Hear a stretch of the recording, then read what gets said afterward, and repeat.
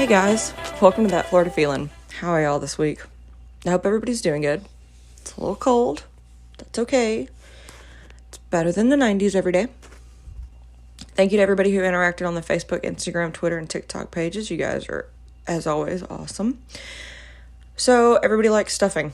I have come to that conclusion thanks to Instagram and Facebook. We all just like turkey and stuffing or dressing. That's cool. That's my favorite anyways. Thank you for participating. I love that you guys are willing to tell me about yourselves. I love learning about you guys. And also thank you for making this podcast successful.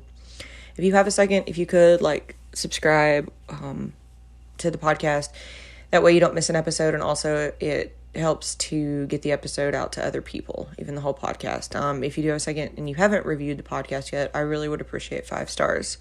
You can do that on Google or Apple. So I'm not gonna lie to you, sometimes it's really fun to pick topics, and sometimes you sit there and you scratch your head and you're like, and what are people gonna want to hear now? Some days I have no idea. It still amazes me that you guys like to listen to this podcast. So thank you again. So I also realized that I've had this podcast for over a year, and I haven't really told you guys about the theme parks. I mean, I've done the history of theme parks and I've talked about Epcot, but I think I'm going to focus a little bit more on the theme parks in the next couple weeks. I know that many of them call the Sunshine State home, and it's one of the main attractions to the state. And so I'm going to start talking more about them. I don't know. I feel like having worked at the theme parks and having been to the theme parks so much that I just think they're in the back of my mind. But then I realized that that's a huge draw for Florida. And so I'm sorry I haven't talked about much of them yet. So today I'm going to talk about my favorite park in the state. My favorite, absolute favorite. And I'm talking about Animal Kingdom. I love Disney's Animal Kingdom. And of course, not because I worked there and I made lifelong friends there, but because it is just such a cool park. It's beautiful. It has purpose behind it. And it has one of the best roller coasters, let's face it. So today we're going to talk about Animal Kingdom. And Animal Kingdom is actually the zoological theme park at Walt Disney World outside of Orlando. The park was opened on Earth Day, April 22nd, 1998, and it is the largest of the 4 Disney parks, and it actually covers a whopping 580 acres. The park is dedicated and themed around natural environment and animal conservation. And I can tell you, working there, it really is. It's all about the animals, and it's such a cool park. You walk in certain areas, you look down, you see tracks, there's animals walking with you. Or, where I was at, we actually took up money we had a animal that was solely what we took up money for at the Creature Comforts, and that was really cool. And I think that's really cool that they did dedicate an entire park to animal conservation. Now, the park was engineered and created by Joe Rohde. Rohde wanted to create an animal-themed park in Disney World, and he presented it to then CEO Michael Eisner by bringing a 400-pound Bengal tiger to the meeting. That is definitely a statement and way to catch attention. Now, Rohde's plan worked, and Disney actually agreed to create an animal-themed park and began construction of the park in 1995. And the Imagineers traveled to Africa and Asia to study the landscapes, cultures, wildlife, just to get the park right. And I think that's really cool. And if you've ever been to Animal Kingdom, you do know as you walk through certain areas, you do feel like you could be in these places because they took every attention to detail. Now, the construction meant putting animal holding facilities, installing trees from various landscapes and plants to get this park correct. And engineers actually collected different seeds and plants from 37 different countries to be used in parts of the park for the plants and the grasses. And the landscaping used over 4 million cubic yards of dirt for the creation of waterways and the parts for the animals and where you walk on. They also did create those waterways. They used 40,000 mature trees, and it was created by over 2,600 workers. The building contains thatched roofs that were actually constructed by the Zulu workers of South Africa, and its 1,500 hand-painted wooden horses were crafted in Bali just for the park. And the park has aged appearances in some parts, complete with potholes in the safari ride and boats looking old and rusty in the waterways. And it really is just one of my favorite parks. I can't say that enough during this episode. Now, the park did officially open, as I said, on April 22nd, 1998 on Earth Day, and it opened with massive fanfare. I think people were really excited for this park. Disney even had a 2-hour prime time special about the making of this park as part of the Wonderful World of Disney anthology series. Fun fact, you can actually find that on Disney+. The opening day was hosted by Michael Eisner, Roy Disney, and celebrities including Michael J. Fox, Drew Carey, Stevie Wonder, David Copperfield, and Jane Goodall. The major morning broadcasts from Good Morning America, Today, and Live with Regis and Kelly were actually done live from the park on the 22nd. Everybody was there for this. The park was even the basis for an episode of Sabrina the Teenage Witch, which was aired 2 days before the park opening. I have seen that episode, and it is funny to go back because Disney is known to update their costumes. So sometimes when you go back and you look and you're like, yeah, nope, nobody wears that anymore. It's kind of fun to watch it, to see like what it used to be to what it is now and how much they've improved the park. Now, the park is laid out into 7 different areas that submerge people into an area, from the shops, the rides, the animals, and even the costumes the cast members wear. The areas are Oasis, Discovery Island, Pandora, Africa, Rafiki's Planet Watch, Asia, and Dino Land, USA. So I'm going to talk to each of you guys about these and give you my favorites and any tips if you're planning on going, which I hope you do. I hope everybody visits Animal Kingdom. So the Oasis area is the equivalent to Main Street in Magic Kingdom. It transitions from the entrance where you walk in to the animals. And the main paths have animal exhibits, beautiful lush vegetation, and trees lining the paths. There's even a waterfall. The Rainforest Cafe also sits in this part of the area, and the animals in this exhibit include anteaters and spoonbills, and different birds, and this exhibit will actually lead you to the heart of the park in Discovery Island. I absolutely encourage you, when you walk into the park, don't head straight into the park. Actually explore this area. You can see really beautiful views. There's calming places, there's quiet places. There are animals in these areas, and especially pick up a park map when you walk in. They're free, pick them up, they're fun souvenirs, they're free souvenirs, and you can find, if you're looking for a specific animal, of course you can find it on there, but it also shows you animals or exhibits that you didn't expect to see. So definitely when you walk in, explore this area, grab a park map, and just look around. Take in the nature that is in this park. Now, of course, Discovery Island is where the main centerpiece of the park sits, and that is the Tree of Life. The Tree of Life is over 145 feet, and it is a sculpture of I'm never going to say this right, a baobab tree. And the tree has over 8,000 branches and over 100,000 artificial leaves.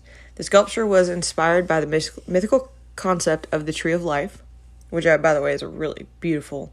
Whoever designed the Tree of Life just did a gorgeous job, and I think it's really cool that they actually took the inspiration from that to the Tree of Life in Disney.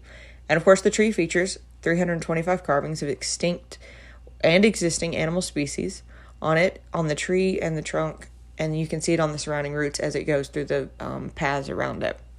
And even Jane Goodall's famous subject, David Greybeard, is actually one of these carvings. And I think it's really cool. One of the things to do is to just look at the tree and see how many animals you can identify. I think it's amazing. You can walk around it, you can look at the sculptures, you of course take pictures of them, but just look at the animals, see how many you know, and then try to figure out the ones you can't quite figure out. It's really kind of a fun thing to do, and it's calming, and you're not waiting in line for rides, and you can do it at your own pace, so I definitely encourage that. Now, Discovery Island is home to a few attractions and animals. The Wilderness Explorer, It's Tough to Be a Bug, Discovery Island Trails, and Adventure Outpost are all actually in this area of the park. The island is also home to the otters, cotton-top tamarins, lemurs, and the flamingo exhibits. I love the cotton-top tamarins because that's the animal. When I said that at Creature Comfort we specifically raise money for an animal, that was our animal. By the way, Creature Comforts is the Starbucks location in the park, and it is also the 4th and final Starbucks to be added to the parks. It was opened in 2015. Excuse me, guys, allergies. And I know this because I might have been there. That was a really fun experience. But yeah, so definitely check out the animals in this exhibit. I'm so sorry, you guys.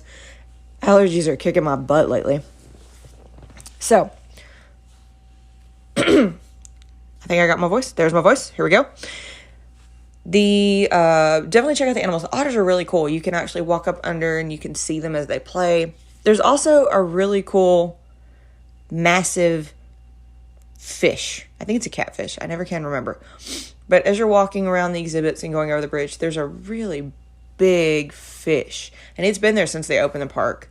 Be on the lookout for it. You cannot miss it. Trust me, you will see this thing moving whenever it swims around. It is so big. But it's cool to walk through this area, to take in and look around. And also this kind of leads you to the other areas of the park. We would actually take up the donations for the tamarins, and of course the exhibit is actually directly across from Starbucks. So anytime we would get awards, we would go and we would take a picture with the tamarins, and it was just really cool. And I feel like a lot of people walk into Discovery Island and then just split. They just go to the other parts of the park. But again, I encourage you to look at the Tree of Life, to take in the animals in this area, to explore the little shops, and just really enjoy the park when you're there. Now, the next part I'm going to talk about is Pandora. Pandora is the next area and also the newest in the park. Pandora is, of course, based on Avatar. It officially opened in 2017 with 2 rides. I remember when it opened, the lines went everywhere. This was a massive... People were excited about this, and it opened to much fanfare as well, and it was insane. Now, of course, the area does have the 2 rides, the Flight of Passage and the Navi River Journey. This area of the park was where Camp Minnie used to exist, but it is now Pandora, and it is full of sights from Pandora, to the floating mountains, the foliage, and the bioluminescent flora and fauna that you can find, especially at night. Pandora is absolutely beautiful to walk through during the day, but it comes alive at night. It's so much fun. It also doesn't have Mickey or Minnie. It does not have marquees like the rest of the park. It really is kind of its own area. It does not have traditional merchandising, and cast members actually have unique name tags just for this area of the park to fit in with it. And I think that's really cool. As you walk through Pandora, though, you can also hear original score from the movie playing. This area also has some really unique food items.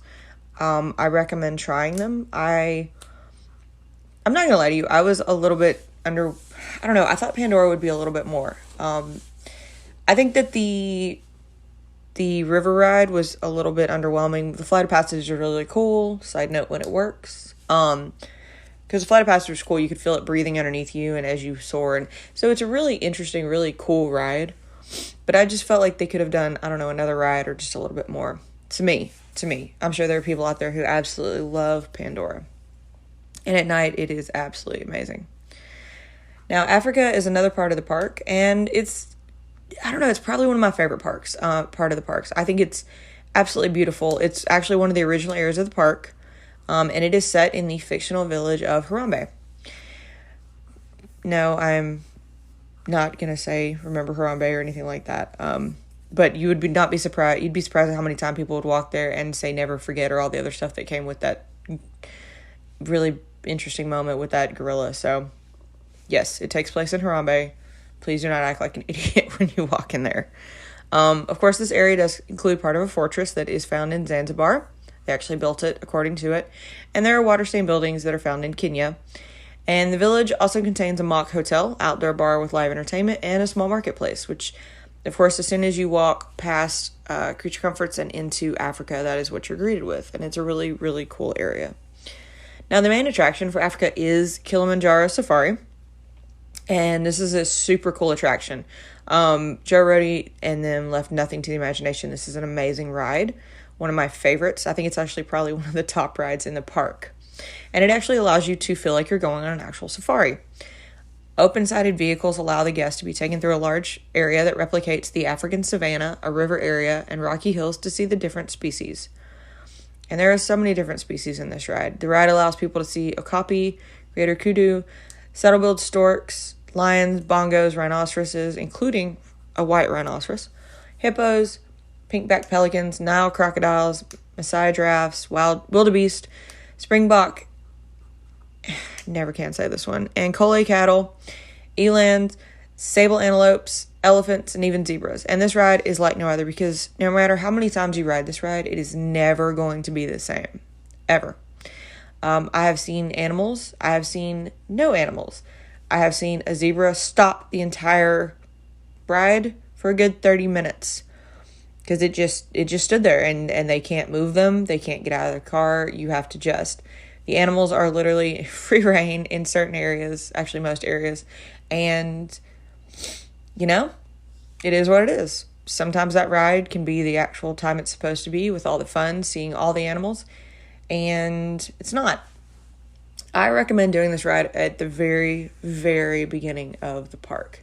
And the reason I do that is because it was so cool to stand in the park and hear all the animals wake up. You could hear the lions roaring, and you could hear the elephants, and you could hear, the birds. And so I definitely recommend, this is one of the rides I would ride first thing in the morning, as soon as the park opens, especially if you have extra magic hours. Go to this ride. It was so cool to see the animals wake up and move around, and the lions are always really interesting in the mornings. So I definitely recommend that ride and doing it early. Now you can also explore the Gorilla Falls Exploration Trail, which is a walkway next to the safari. And you actually get to see more African animals. The trail features many different animals and an aviary. The trail gives you a better view of the western lowland gorillas, meerkats, naked mole rats. No, unfortunately, none of them are named Rufus. And if you get that reference, I'm proud of you. And of course, you can see pythons.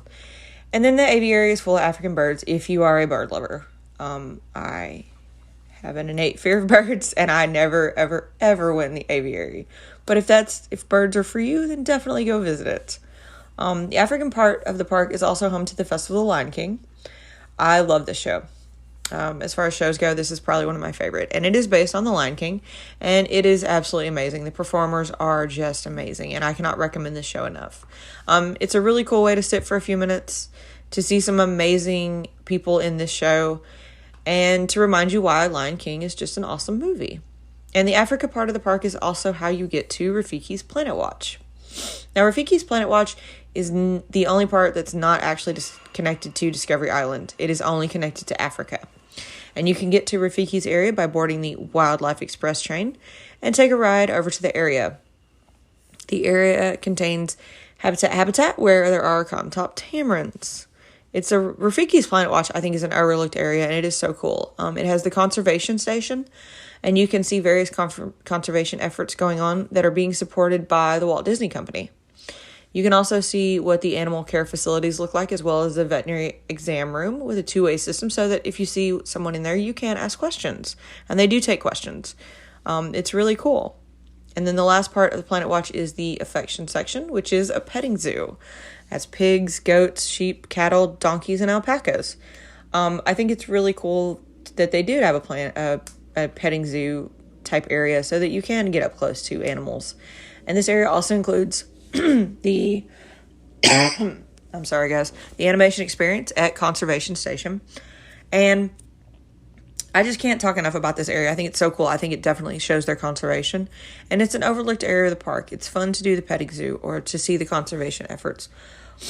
And it's also sometimes where they have special characters. I remember before the pandemic, they actually had a meet and greet with, you remember the Thumper from Bambi? I love Thumper. And they had Thumper. We got to meet him. The line was 3 hours long. But it's really cool that they sometimes do have special events over in the Planet Watch. Now, the next part I'm going to talk about is actually Asia. And Asia was the first expansion to the park that opened in 1999. And this area is the fictional area of Andipur, and that means place of many delights in Sanskrit. And again, this is an area where they did everything. They didn't leave anything to the imagination. You really do kind of feel like you're in another country. And the area actually takes traits from Cambodia, India, Indonesia, Mongolia, Nepal, and Thailand. Now, the history of Andipur is that it was established as a royal hunting preserve in 1544, and that's how it got its backstory. And Asia contains a riverside village of Andipur and Sirkazong, which is set in the Himalayas. And the main focus of Asia is Expedition Everest, which is one of my favorite roller coasters. It's an amazing roller coaster. I begrudgingly got on it the first time. I also lost a pair of sunglasses on it. Still salty. Still a little salty about that. But that was my fault. But it's a really amazing ride. And at one point, it was actually the most expensive roller coaster ever built. And it is built around an artificial mountain. The queue for the roller coaster is actually just as fun to walk through as actually the ride itself because it's so interesting.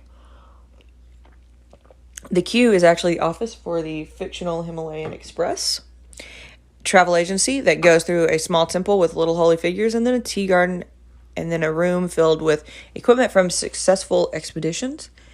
And then the Yeti Museum that actually contains information on the Yeti, including a molding of a footprint. The museum actually contains about 8,000 artifacts from Nepal. And when you finally board the ride, guys, it's a fun one. It contains twists and turns. You actually encounter the Yeti. I am not going to lie, I was not expecting this ride to go backwards. The first time, I lost my mind. Like, I just wasn't ready for it. It was a little scary. But it's a really fun ride. It usually has long lines. I definitely recommend the single rider. But if you go, I put on your big panties and go ride this ride. It's so much fun. Asia also contains the Kali River Rapids, and that is a fun ride as well. The Kali River Rapids also have an interesting kind of queue. The queue goes through temples, shops, and ancient and decaying statues, and it has overgrown ruins and beautiful floras until you actually get to the rafting offices for Kali River Expeditions. And then you move to brightly wooden pagoda with Tibetan prayer flags as you board the ride. The adventure down is the Chakarandi River, where the water is nice until it turns into a whitewater adventure. It is so much fun. Yes, you do get wet. They have lockers for you to put all your belongings in. I definitely recommend doing it. It is an insane ride. Go once, enjoy it, but do it on a hot day and you'll drive very fast. Asia also contains the Maharaja Jungle Trek, which lets guests go through ruins and forests to see batangs, Sumerian tigers, Indian black buck, Sumatran orangutans, gibbons, flying foxes, and even Komodo dragons. The trek is a fun one. You can walk through it, and you can see animals that call Asia home. There is actually a live bird show in this part of the park. And there is also the Yak and Yeti. The Yak and Yeti is a restaurant, and I am addicted to their frozen drinks. It is such a fun area to explore, and there's all the little shops that you can go and buy little souvenirs or things. Definitely recommend Asia. And even with the other parts of the park, spend time in these. Don't rush them. Wander through them. Take in the sights and sceneries and see the small details. Now, the last part of the park is Dino Land USA. And Dino Land USA is exactly what you think. It's about dinosaurs and prehistoric life. The area is around the Dino Institute, which is a fictional paleontology facility which is home to Dinosaur, a dark thrill ride. Dinosaur is an EMV ride that features a turbulent journey through the late Cretaceous period with prehistoric scenes containing dinosaur auto animatronics. This is not a ride for me. I rode it once. Shout out to Christy, who got me on that ride, and I will never get on it again. The queue for the ride is really cool, though. You go from an outdoor area to an indoor area that contains fossils, theories for the mass extinction, renderings of what dinosaurs would look like, sedimentary rocks that contain fossils, and everything in between that's showing dinosaurs. They even have a large globe showing what Pangea would look like. The queue also contains a large dinosaur fossil, the Carnotaurus fossil. I think I said that right.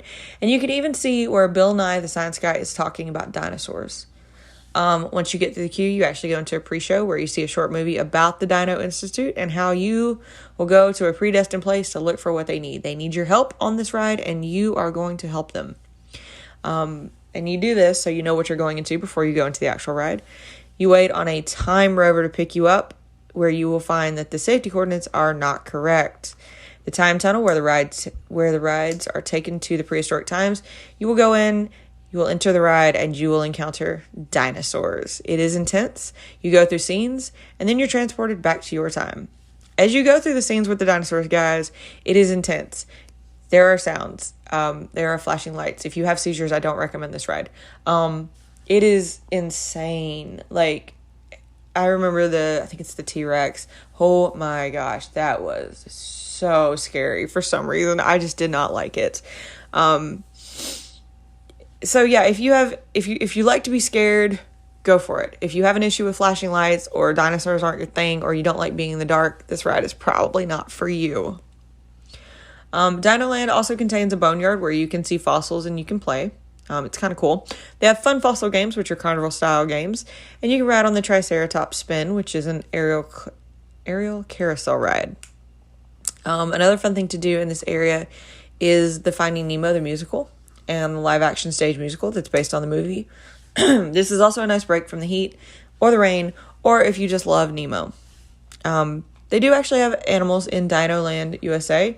The American crocodile, the red-legged sirmas, and the Asian brown stock are all in this area and call it home. And these animals are all in this area because they have links to dinosaurs. They believe that they evolved from the dinosaurs, which I think is really cool. Side note, I love Dino Land USA. They took away my favorite ride. I'm still a little salty about it. The little roller coaster, they did dismantle it, and I'm sad. That was one of my favorite rides. It was like a really cool little break. There was hardly ever a line. And if you know what I'm talking about, you're probably sad too. But again, with every other part, explore Dino Land USA. The little carnival games are fun. It's a great place to walk around. They actually have some really good food there as well. Now, of course, I've talked about the food, and Animal Kingdom does call some really good restaurants and shops its home. The Rainforest Cafe, the Yak and Yeti, Tusker House, Flame Tree Barbecue. Side note, Flame Tree Barbecue has some really good cheese fries. They were like they're a thing of fries with like cheese and barbecue on them, and it's really good. I recommend them, and they're actually not that expensive. Side note, if you go to the Flame Tree Barbecue, the birds will steal your food. I had this experience many times, and I mean, of course, Disney does replace it, but these birds are vicious. Y'all look out. The birds do steal your food. You can also visit Pizzafari, which is a really cool little pizza place. It's actually next to Creature Comforts. There's the Satuli Canteen and the Restaurantosaurus. And these are all great places to eat in the park. Again, my two favorite are Flame Tree Barbecue and the Yak and Yeti. I will say, make sure that you make your reservations before you go, because you can't get into some of these locations. I always had good luck getting into the Yak and Yeti just to have a drink at the bar. But again, reservations are seriously suggested for like the Tusker House and the Yak and Yeti, so that you can actually go and sit and enjoy your meal. The park also has some really cool shops. They have shops according to each area, so you'll find African-themed souvenirs, and then Asian-themed souvenirs, and then just animal souvenirs in general around the park. And so it's a really cool place to go and find some really cool souvenirs to take home. Don't forget the pennies, the penny machines. Those are an often overlooked souvenir. I love those. I collect those. I have tons of them. I think it's a really cool thing. So don't forget your quarters and your pennies. Also, don't forget to meet the characters in this park. This park has some really fun characters from your favorite Disney movies. You might meet Mickey and Minnie at Outpost Adventure. See Pocahontas or the Lion King as they float down Discovery River. You can even see Scrooge McDuck on the Discovery River. So be on the lookout for various characters in the park. I think, again, looking for the characters is a fun and underrated thing to do. And of course, the park was founded as a research park, basically, and it is known for these research and conservation efforts involving its animals. Since 1998, the resident elephant herd has produced 7 calves. In 2008, the park's giraffe herd produced 4 newborns, with a total of 11 since opening the park. The white rhino actually gave birth to a calf in 1999, and as of 2010, 8 white rhinos have been born since the park has opened. That's so cool, because that's a really great conservation effort, especially since white rhinos are so endangered. And of course, the park continues to do research and make great strides in helping to continue to save species from extinction and to further those that are on the brink of it. Now, the park is a really great place to spend the day. You can ride some amazingly fun rides, and you can see animals that you might have never seen before. You can see characters in the park, find your favorite souvenir, and then the perfect way to end the day is either to stroll through Pandora, because Pandora really does come alive at night, or you can go to the Tree of Life Awakening. That is a series of projection mapping shows, which are at night, of course, on Discovery Island. I recommend either of those. Now, a couple tips about the park. Don't miss the Oasis exhibit. They are so much fun as the rest of the park. And look out for Divine. Divine is a vine that blends in with the surroundings, and you might not even know you've missed her. She can be found in the Oasis area, so be on the lookout. Make sure that you take in the scenery around you. And of course, the park does have amazing scenery in every part. And there are quieter areas if you just need to step away from the craziness of Disney. The cool thing about Animal Kingdom is that it is so big that it's usually not jam-packed. There are a lot of people in the park, don't get me wrong, but you're not stepping on one another as you would be in Magic Kingdom. Of course, the carvings on the Tree of Life, I told you guys about that. See how many you recognize. Also, try to eat at the off times to avoid the rushes. Pizza-fari and Flame Tree can have some really long lines, so lunchtime between, I think, 11 and, 1, grab a snack, eat either earlier or later. I definitely don't recommend during the middle of lunch. It will take you forever, and good luck finding a place to sit. Again, don't miss out on the fun shows. Look for those characters, and don't forget your park maps. Fun free souvenir. Animal Kingdom really is a fun place for everyone. It's great. I loved it. I can't say enough about it. But please remember, guys, that it is for everyone, but act accordingly. Disney has no qualms about taking people out of their parks who are disruptive. So just remember that. I mean, I even saw some Florida men roaming the park. Actually, I'll tell you about one. I remember one day I saw a fight break out because someone bumped into the other with a stroller on accident. Huge fight broke out in the back of Creature Comforts. This is a theme park, guys. Everybody's hot, everybody's upset, but it is still a theme park, and there are still a lot of kids around, and you do not need to act like that. We actually had to get both of them escorted out of the park. So yeah, if you want to find out how to be banned from the parks very quickly, be an asshole. Trust me, don't do it. But try something and find out with Disney, because they don't play. It is a fun place, so keep it that way. That's my only recommendation. You're not the only one on vacation. You're not the only one there. You're going to wait in line. You don't be mad at the workers. It's not their fault. They're doing the best they can. Be nice to everybody, guys. It takes 2 seconds to be nice. So I hope that you all enjoyed this episode about my favorite Disney park. I've actually been waiting to do it, and I think this is a good time. Thank you for listening. Don't forget to check out the polls and questions on Wednesday. My next episode will come out after Thanksgiving, so I hope you guys have an amazing Thanksgiving. Whether you're eating turkey or sitting on the beach or having drinks with friends or family or whoever you decide to hang out with, I hope that everyone has a wonderful Thanksgiving. I hope that there is something you're definitely thankful for. And if not, just know, guys, that I am thankful for all of you. Don't forget to drink your water. Don't forget to be nice. And as always, guys, that's your daily dose of sunshine.